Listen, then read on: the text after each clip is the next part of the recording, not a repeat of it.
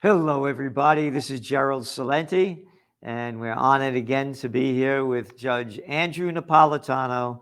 And nobody in America, nobody anywhere in America says what Judge Andrew Napolitano says with the authority and the judicial background. And what we're going to be talking about today really has to do a lot with that authority, judicial background, and what we the people are being robbed of. Number one, number one, our First Amendment rights. And the article you have is Twitter and the freedom of speech. And you begin with, quote, Congress shall make no law abridging the freedom of speech or the press. How dare you say that? That's disinformation. Gerald, good morning, and it's always a pleasure to be with you. The First Amendment only restrains the government. Originally, it restrained Congress, but now it restrains all government.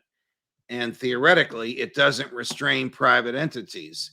So if Twitter wants to ban Donald Trump or Gerald Salenti or Andrew Napolitano because they don't like the content of our speech, as hurtful as it is, they can do it. They own the bulletin board. Unless Twitter is doing the government's bidding. Now, why do I say that? Because investigators for Republicans on the Senate Judiciary Committee have unearthed emails between Twitter executives and officials of the Department of Homeland Security, in which the Department of Homeland Security wants Twitter to do something about, are you ready for this? Because it's a new word. Malinformation. This is a government word. DIS-MIS-MAL-information. What is that? Whatever speech the government hates or fears, it wants to talk Twitter into suppressing. So if Twitter suppresses speech on its own private platforms as an agent of the government, then the First Amendment comes in. Then Twitter is governed by the First Amendment, because then Twitter is helping the government do indirectly what it can't do directly. This is called the state action doctrine, when a private entity replaces the state and does the state's bidding. And that is apparently what is happening. Now, these investigators on the Senate committee need to get more emails, but the emails that I saw were pretty clear. By the way, Jared, have you seen this in the New York Times? Have you heard it on any of the mainstream media? No. Of course not. Now, what did you say? Twitter is what from the government? Twitter is contemplating doing the government's bidding. The emails that I saw showed Twitter executives and officials of the Biden Department of Homeland Security talking about getting together, at which they will discuss how Twitter can help the government with misinformation, disinformation, and malinformation.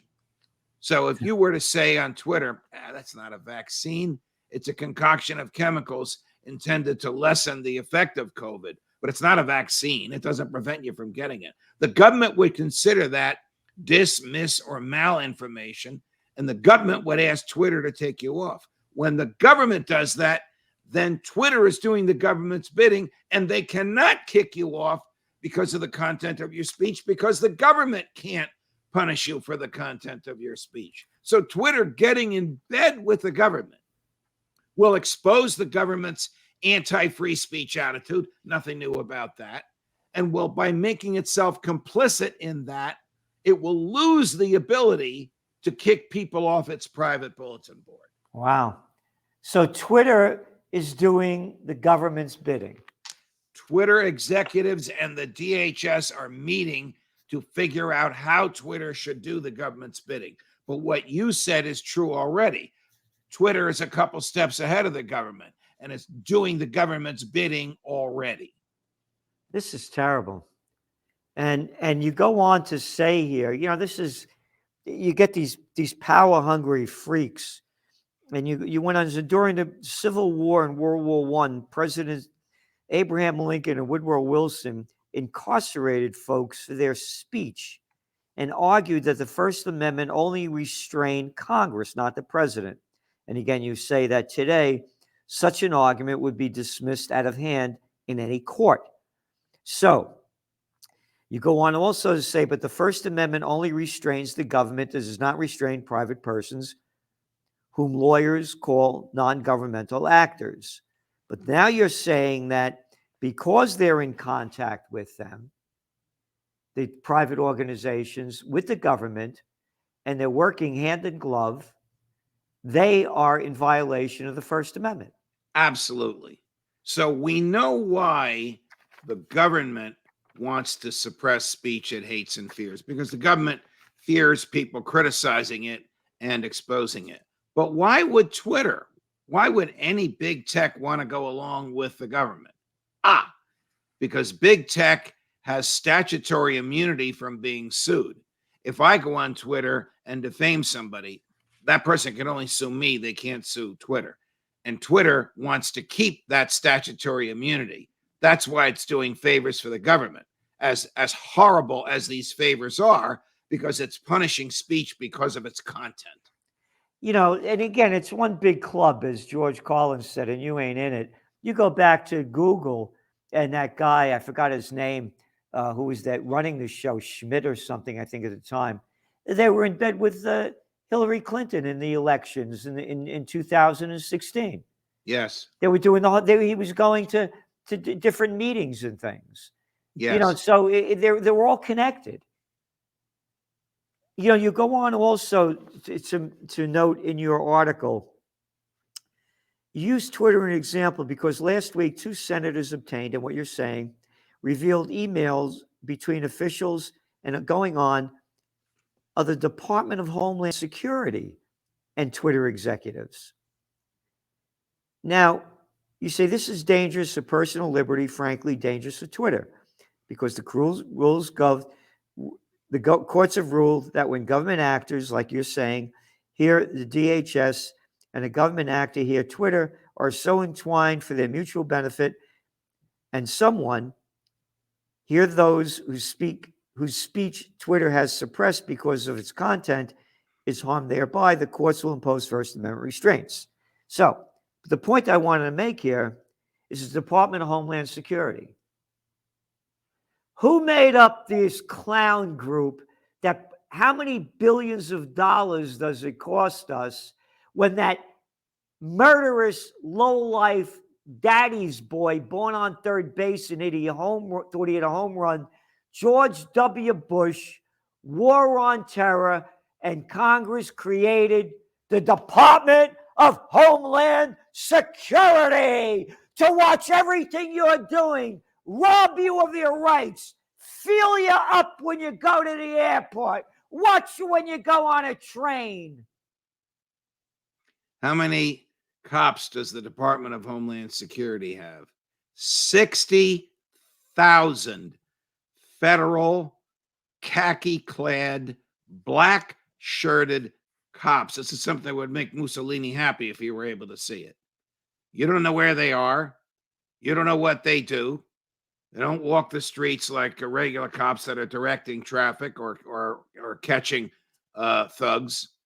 They're only there when the feds want them. This is extremely dangerous to personal liberty in a free society. That Congress has no authority to set up a federal police force. As far as I'm concerned, they don't even have authority to set up the FBI. There's only 2 crimes articulated in the Constitution: treason and debasing the money supply. You know how many federal crimes there are that these DHS characters are supposedly pursuing? 5,500 federal crimes. There isn't a human being on the planet that's familiar with all of them. And they're all unconstitutional. But what do?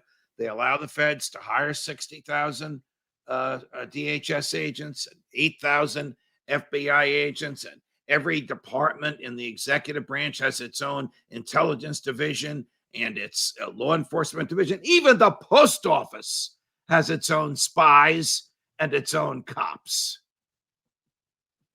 this is what I'm saying. Everybody listening, what Judge Napolitano is saying, he's giving you the numbers and the facts. And that's why I continue to say what you say with the authority and judicial background no one has. And we've lost our rights. Yes, And we have. the people bow down to this crap. But we're fighting for freedom. And everyone listening, don't forget, July 23rd, right up here in Kingston, New York, on the four corners of freedom, where the seeds of democracy was sown, Judge Napolitano is going to be one of the keynote speaker at this event.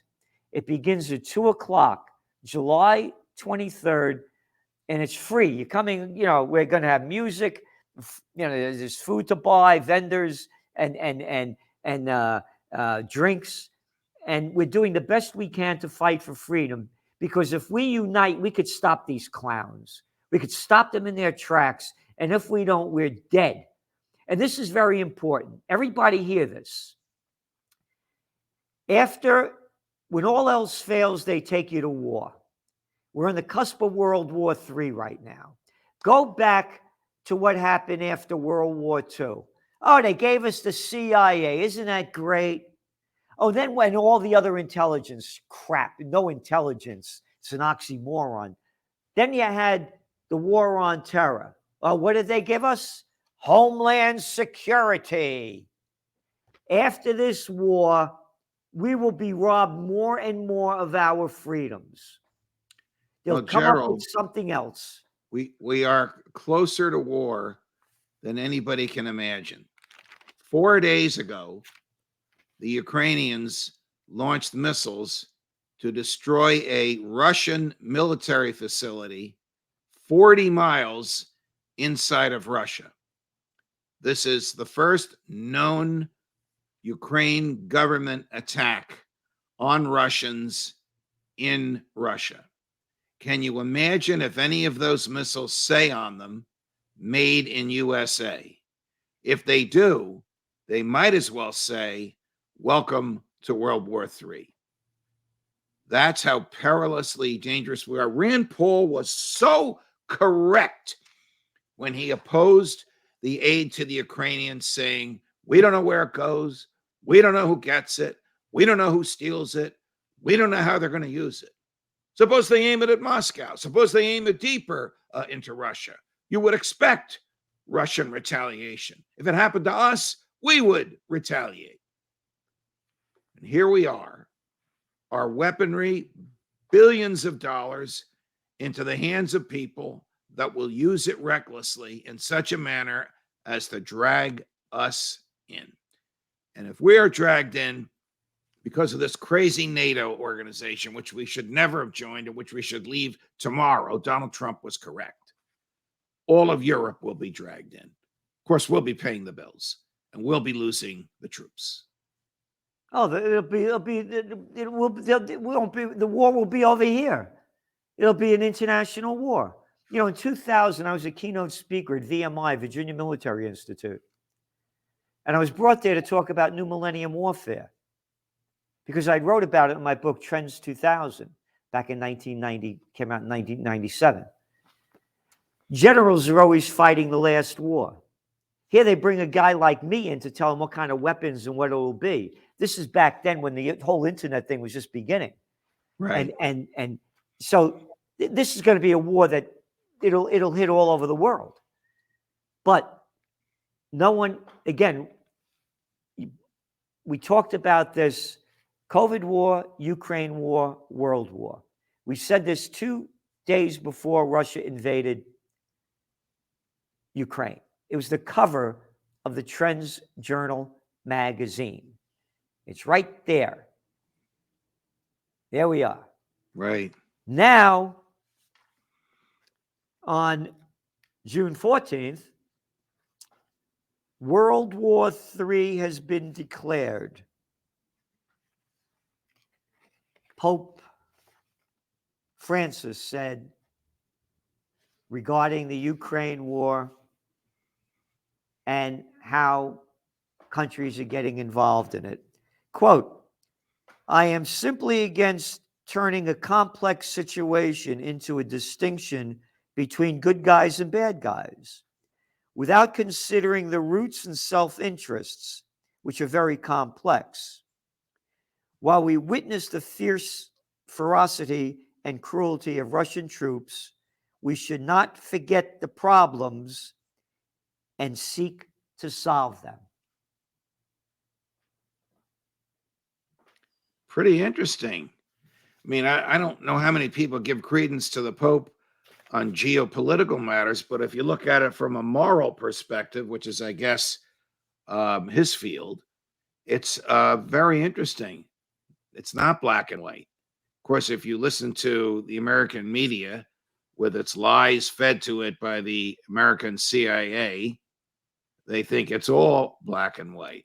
Putin's a butcher. The Russians are bad. Zelensky's a great guy. The Ukrainians are terrific. The Pope is saying, wait a minute, war is bad. It's horrible when innocents suffer. I get that. But it's complicated. You got to look at the underlying reasons. How long has Ukraine and Russia, has Ukraine been a part of Russia, not a part of Russia, a part of Russia, not a part of Russia? 200 years. Yep. And Trends Journal. I wonder if Joe Biden understands this, Well, Gerald. Joe Biden. I mean, Joe Biden, did he count to 10? Yeah, this is the Trends Journal from spring 2014, writing about how the United States overthrew the democratically elected government of Viktor Yanukovych. Wow. Can I say something about the covers of the Trends Journal?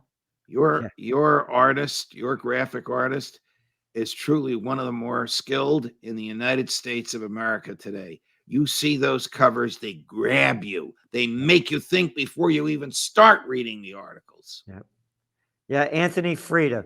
And you look at the cover that just came out of the Trends Journal yesterday.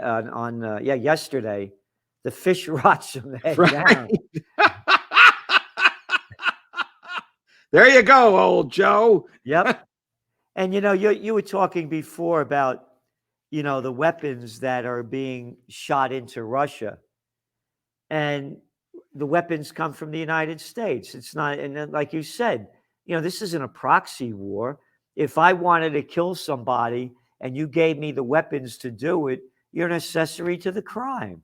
Well, Scott Ritter, our mutual friend, and who'll be joining you and me and Gary Knoll at the Four Corners of Freedom in Kingston on Saturday, July 23rd. Scott told me yesterday on my podcast, there are American boots on the ground. Theoretically, they are not fighting at shooting at Russians, but they're there.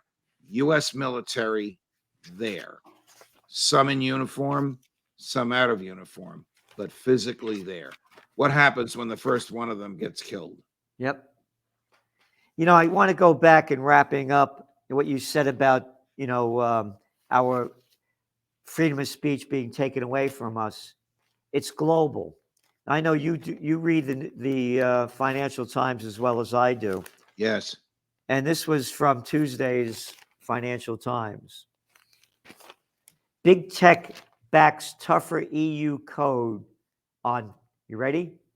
Fake news. The world's biggest technology companies are all set to sign up to an updated version of the EU's, you ready? Anti-disinformation code. There's that word again, disinformation. Yep. With European countries pushing for ways to target more effectively groups that spread propaganda and fake news through online platforms. Oh, groups like Saddam Hussein has weapons of mass destruction and ties to Al-Qaeda. Oh, groups like the toilet paper of record, they call themselves the paper of record, the New York Times, selling the lie that, that Saddam Hussein, he's bringing them the aluminum tubes, to build, that propaganda? Oh, it's only proper when you get it from the government who lies us. Hey, what was your favorite war? I mean, we're both around the same age. I'm a little older. We love the Vietnam War because of that Gulf of Tonkin incident that never happened. Now, how about one lie after another?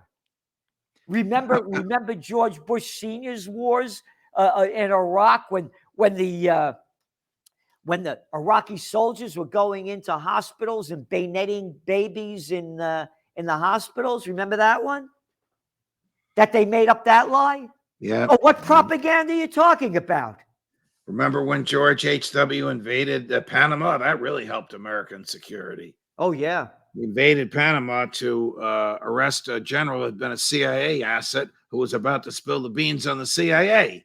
Yep. Now, this is terrible what's going on. Again, united we stand, divided we die, because World War III has begun. I guess the Pope, when he said that yesterday, read the Trends Journal, because that's what we said, you know. And again, but here's the news, that the big breaking news. Kim Kardashian's Met Gala moment was permanently altered. Marilyn Monroe's happy birthday dress says heartbroken collectors. That was the top story in Yahoo. Like we give a damn about this crap. You got to have a sense of humor because we have to get through every day. Yeah. So join us on July 23rd. This is the beginning of a movement. We need a new way, because it's a crime syndicate that's in charge. Republicans and Democrats. Oh, you're going to vote for a lesser of two evils? Or why don't that's like saying, I think I'll go to McDonald's rather than Burger King. Crap is crap. So be there on July 23rd. Judge Napolitano, Scott Ritter, Gary Null, myself, and the hot damn band. Woo! Are they hot? And we're going to have a great time. 2 o'clock, Four Corners of Freedom, July 23rd in Kingston, New York. We'll see you then. Thank you, Judge. See you Pleasure, next Gerald. week. Thank you.